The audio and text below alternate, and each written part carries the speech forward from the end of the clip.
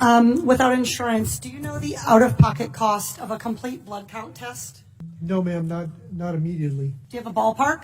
I do not, ma'am. Okay, a CBC typically costs about $36. What about the out-of-pocket cost for a complete metabolic panel? Ma'am, I'd have to pass on that as well. You have any idea? You want to take a ballpark? I would say $75. Okay, 58.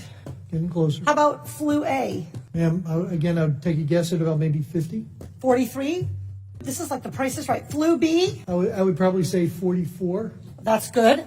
How about the cost of an ER visit for someone identified as high severity and threat? I'm sorry, ma'am, what was the question again? How about the cost of an ER visit for somebody identified as having high severity or high threat?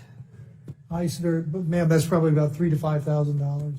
Okay, that is $1,151. This all totals up to $1,331. That's assuming they aren't kept in isolation. Isolation can add up for one family already, $4,000. And fear of these costs are going to keep people from being tested, from getting the care they need, and from keeping their communities safe. We live in a world where 40% of Americans cannot even afford a $400 unexpected expense. We live in a world where 33% of Americans put off medical treatment last year. And we have a $1,331 expense, conservatively, just for testing for the coronavirus. Dr. Redfield, do you want to know who has the coronavirus and who doesn't? Yes. Not just rich people, but everybody who might have the virus? All of America. Dr. Redfield, are you familiar with 42 CFR 71.30, excuse me? I literally communicated to your office last night and received confirmation that I was going to be asking you about 42 CFR 71.30. This provides the director may authorize payment for the care and treatment of individuals subject to medical exam, quarantine, isolation, and conditional release. That I know about, and my office did tell me that. I just didn't know the numbers, ma'am. That's Congresswoman. Great, so you're familiar. Dr. Redfield, will you commit to the CDC right now using that existing authority to pay for diagnostic testing free to every American regardless of insurance? Well, I can say that we're going to do everything to make sure everybody can get the care they need. No, not good enough. Reclaiming my time. Dr. Redfield, you have the existing authority.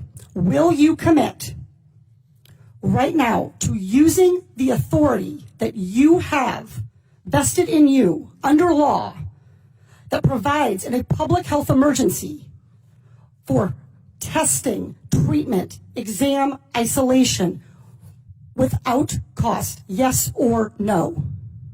What I'm going to say is I'm going to review it in detail with CDC and the department. Reclaiming my time. Dr. Redfield, respectfully, I wrote you this letter along with my colleagues, Rosa DeLaura and Lauren Underwood, Congressman Underwood and Congressman DeLaura. We wrote you this letter 1 week ago.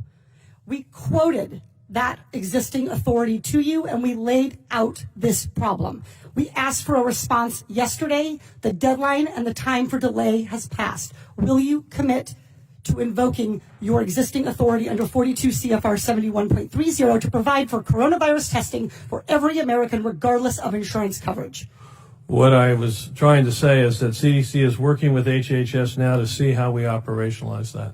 Dr. Redfield, I hope that answer weighs heavily on you, because it is going to weigh very heavily on me and on every American family. Our intent is to make sure every American gets the care and treatment they need at this time of this major epidemic, and I'm currently working with HHS to see how to best operationalize it. Dr. Redfield, you don't need to do any work to operationalize. You need to make a commitment to the American people so they come in to get tested. You can operationalize the payment structure tomorrow. I think you're an excellent questioner, so my answer is yes. Excellent. Everybody in America hear that. You are eligible to go get tested for coronavirus and have that covered regardless of insurance. Please, if you believe you have the illness, follow precautions. Call first. Do everything the CDC and Dr. Fauci, God bless you, for guiding Americans in this time. But do not let a lack of insurance worsen this crisis.